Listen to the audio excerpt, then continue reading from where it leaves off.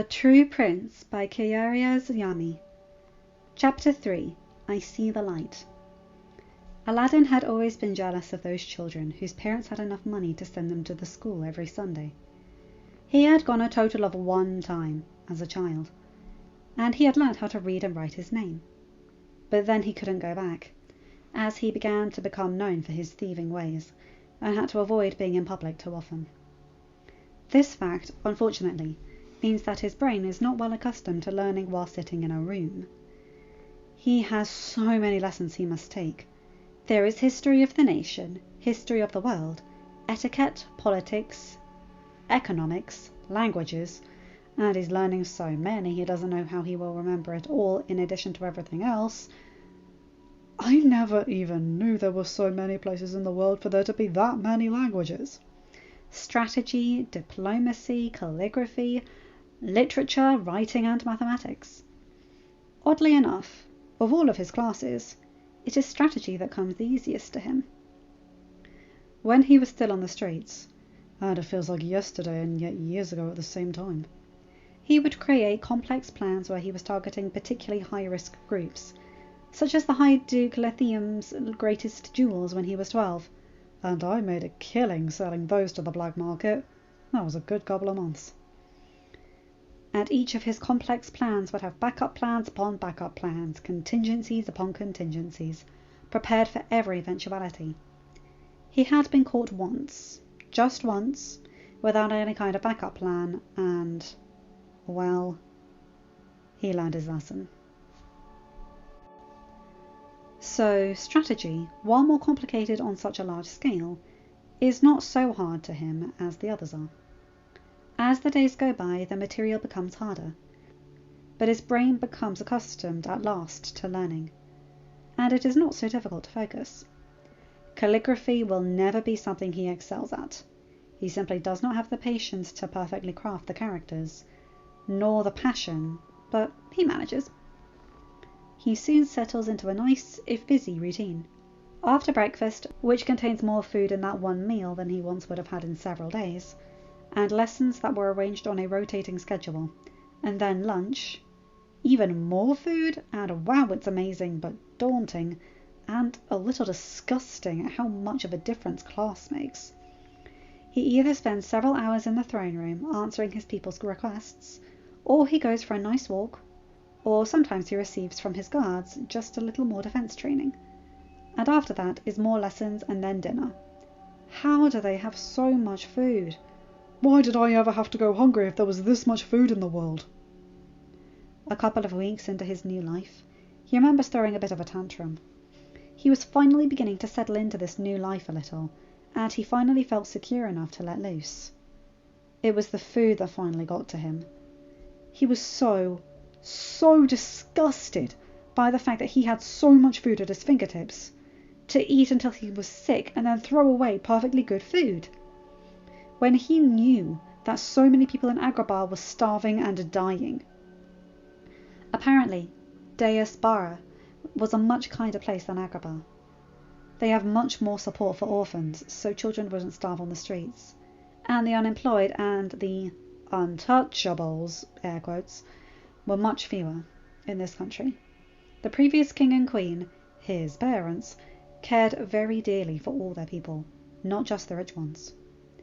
He was slightly appeased, but it didn't stop him from trying to sneak new laws in to fix the class disparity at the meetings his advisors held every week.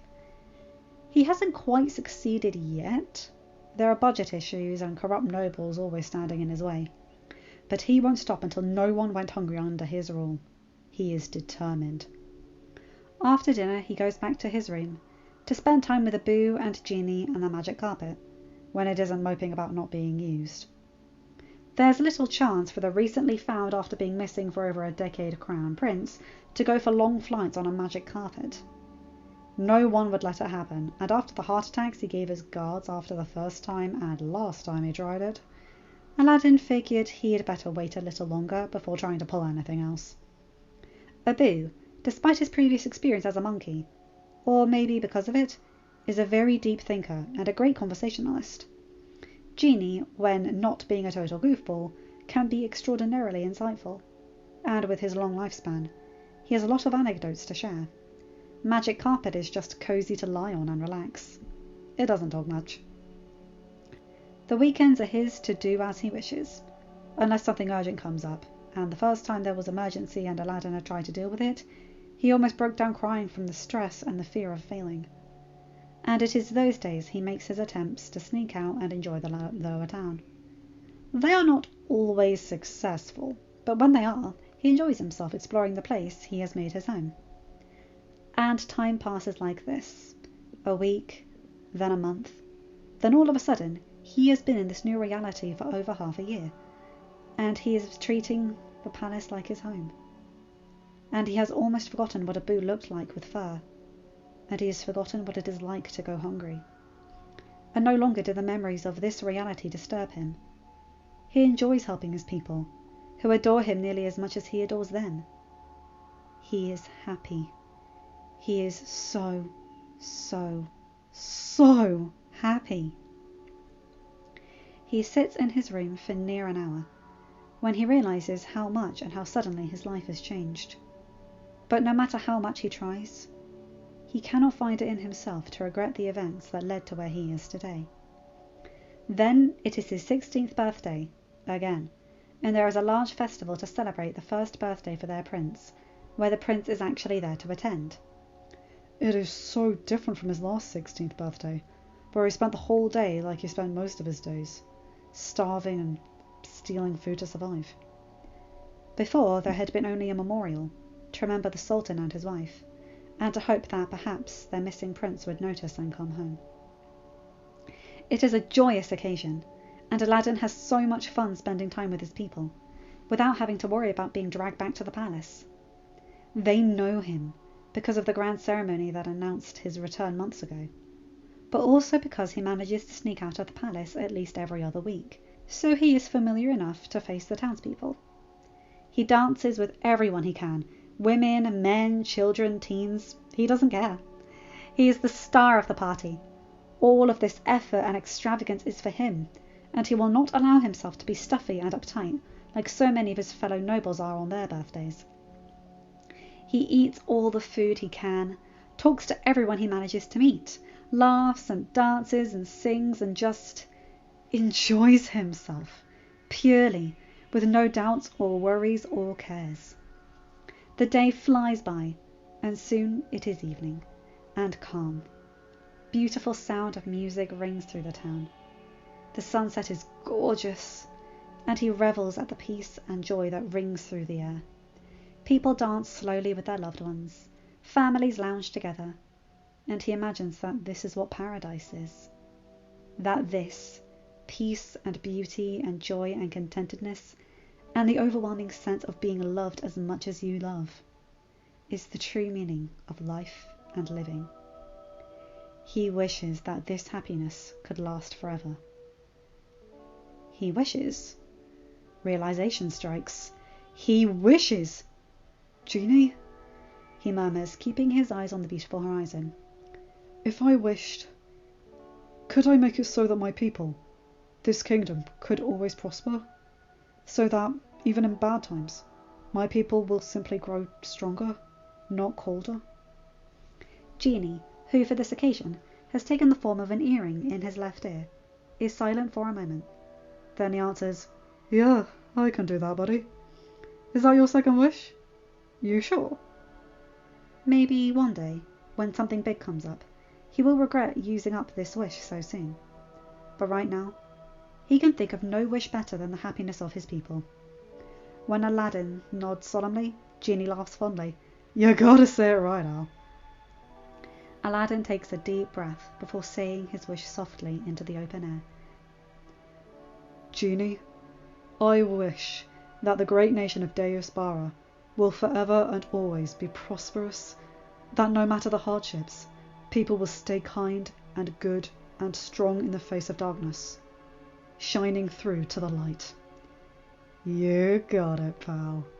There's warmth in Genie's voice. This wish, unlike his first, does not have an instant obvious result, but in his chest, Aladdin feels something settle and closes his eyes with a soft smile. As the music continues and the sun draws nearer to the horizon, he can't help but relax completely. This has been the best day of my life. Several days later, Aladdin lies in his bed after a long day of lessons and decision making. Genie is talking in the background, something about matchmakers or undertakers or something.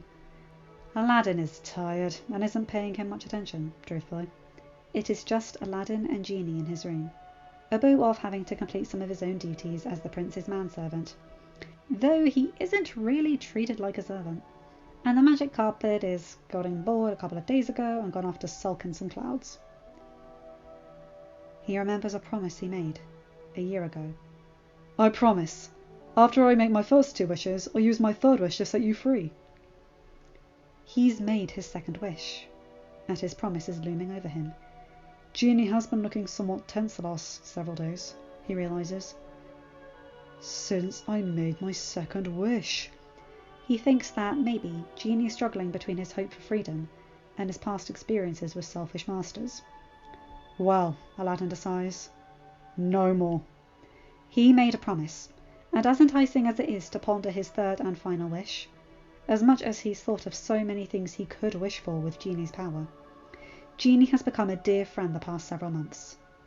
Aladdin would feel awful condemning his cheerful friend to the hellish experience he described for the next millennia or so. Phenomenal cosmic powers, itty-bitty living space, he said. Sounds awful. Pausing to settle his thoughts and make sure Genie is here in the room with him and not gallivanting about in the gardens or somewhere like he often does. Genie, I wish for your freedom. His words, spoken quietly into the silent room, shock Genie. He freezes in the middle of his rant, stares with heartbreaking hope at Aladdin, his eyes begging Aladdin that he heard true. What? You're free, Aladdin says, holding up Genie's golden lamp to the blue being. As he does, blue smoke seeps out of the opening of the lamp, swirling around Genie. He laughs in startled awe as the mist clears a minute later. Genie stands before Aladdin, tail replaced by legs, and the golden bands around his wrists broken off. He looks more happy, more genuinely happy, than he ever has in Aladdin's entire time of knowing him. He sounds like he's going to cry as he says, I'm free! I'm free! He stands for several moments, marvelling at his bare wrists, before turning to the pleased Aladdin, almost frantic. Wish for something outrageous! Say, I wish for the Nile! I wish for the Nile! Try that! Humouring him, Aladdin complies. I wish for the Nile. Genie laughs joyously when he felt no compulsion to make him grant the wish. No way! He explodes into motion, fireworks and colours and sounds bursting into existence as he expresses his happiness. Oh, does it feel good? I'm free! I'm free! Aladdin grins at the exuberant being and laughs at his bouncing. Soon the Genie stops his fireworks and began to pack a suitcase with clothes that appear out of nowhere. I'm going to see the world! He shouts and pops into tourist clothes. He pauses and turns to Aladdin, suddenly unsure. You're okay? I don't want to just suddenly abandon you or... Shaking his head, Aladdin interrupts. Genie, don't worry about me. You've already done so much to help me. I could never repay you. Go. Have your vacation. He grins a little sadly at the thought of his friend leaving, but he could never limit Genie's desires just because he'd miss him. Just make sure you come visit sometime, you hear? Nodding his head, Genie pauses one more time before he leaves. Here, he says, so you don't forget about me. He snaps his fingers and Aladdin finds himself wearing a pair of blue earrings, identical to the ones Genie would often disguise himself as. Then with a final shouted, Toodles! From the blue being, Genie shoots off into the atmosphere, gleefully laughing the whole way. Aladdin fingers the earrings fondly and says with a grin, As if I could ever forget you, buddy. End of chapter. Hi guys, hope you enjoyed that one. Oh my god, I love that. Aladdin is a true prince in his heart. I mean, that's why he's known as the diamond in the rough. I just love this so much. He sticks by his word very quickly. I love it so much. And the fact that he's willing to learn and his people love him because he actively tries to know them. You know, he's doing the good things that royalty should. He's not just a figurehead. He is a living, breathing part of the community.